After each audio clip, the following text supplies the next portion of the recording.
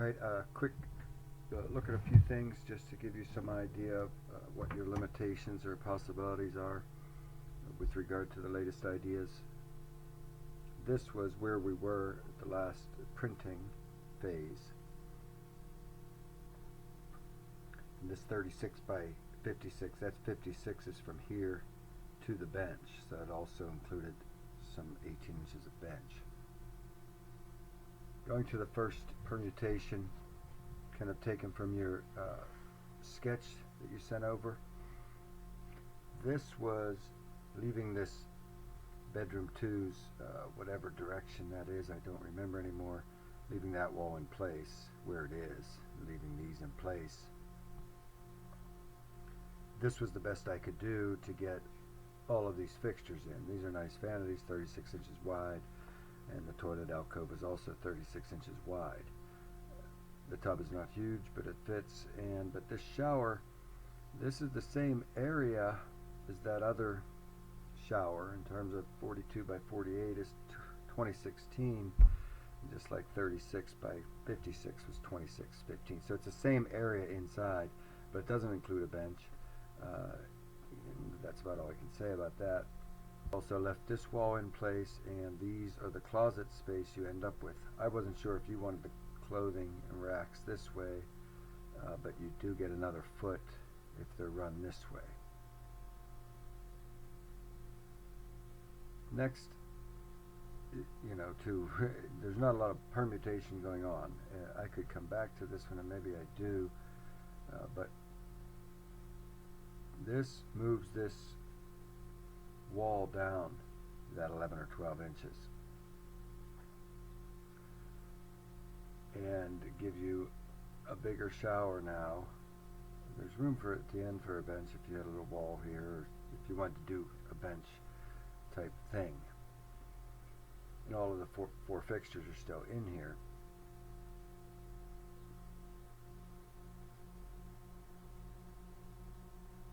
So really, the net result of that, it did increase the length, the possible length of this tub and the length of this from 4.0 to 5.5, so about 17 inches. And whether those are mirrored that way.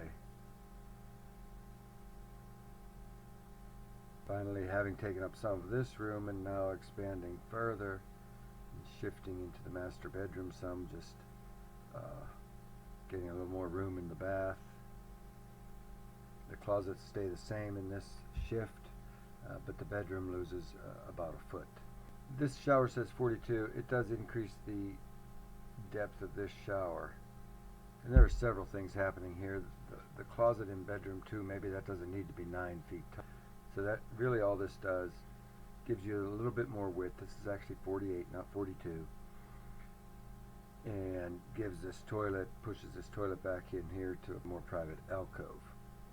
And I probably should have explored it, or mentioned anyway, that this would give some opportunity for some linen storage in this bath over that toilet. Okay, so I came back to work a little bit more with 804D after I said that. This is your 311. There's a lot of clearance, so there's plenty of room to move up and down here. This cabinet is 36, this is 18 inch deep, whether that's cabinets or shelves or whatever. You have to be able to reach it, from the front of the toilet, so that's something to consider in terms of how deep it is. 21 inches deep. And there's opportunity for more like glass in here. Ignoring that though, and returning to the linen storage, I really like that we're going to be able to accomplish that if this is the direction in which you go. And this is a final what kind of permutation with the 16-inch deep shelves or cabinet or whatever over here, and I think that's more than reachable. Single window, and then open these shelves up here, give this room a little bit more dimension. The one thing I didn't care for in this bath, and I don't know if any of this makes sense after we return to your regularly scheduled programming, but I don't like that this is, I don't like that this doesn't have a relationship here, and I don't want to keep returning to the film or returning to the plan. But now if I was going to do something, maybe I'd trim that off that way. But it's one of the things I didn't care for in this. I just don't like the interface with this, and I don't want to take time trying to solve that right now, because this might not even be the direction in which you go. I don't know about this tub, if this is a freestanding tub, if that was an idea that you guys had that was shown in that sketch.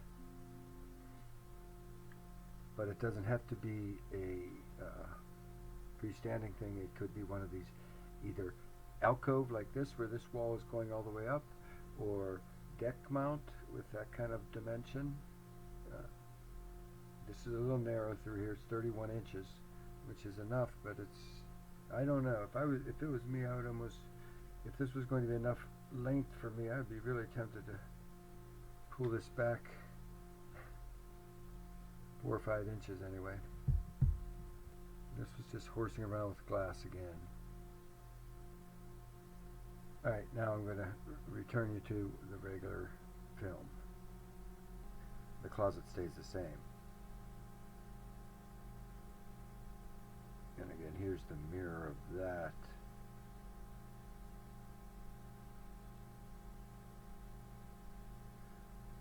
And I think the next to last, going back to that A plan and getting rid of the tub and getting a bigger shower that way, the largest shower so far. I haven't bothered to kit this out at all, how that would be divided out. That's just a quick, these are just some looks for you to tell me where you want to go next with this. Whether there's glass in the shower in terms of this window, or that maybe just goes away entirely, would have to be decided. I didn't leave it in the closet where it would have been. And finally, this is another version of the E plan. Compare that to the other E. That last move, again, this is one of these ones. The closet has become, when we did one of those things, shifted this door, this closet became big enough. When we shifted that bathroom door down, that closet became big enough that you pick up an extra 3 feet of hang space here. So this becomes a bigger closet than this one. And then this was the final thing, because this E2 only allowed for 33-inch vanities because of this door here and this here. While this probably could go down 6 more inches, be a little tight to reach in there, that's definitely doable. And you could pick up the vanity space that way, extra to get to 36-inch vanities. Or you could go to this route. I have these as French doors so that you have access to that whole closet. But these were just some, I did not want to get too crazy on this. I don't think I've arrived at the best plan yet, but this gives you some things to look at.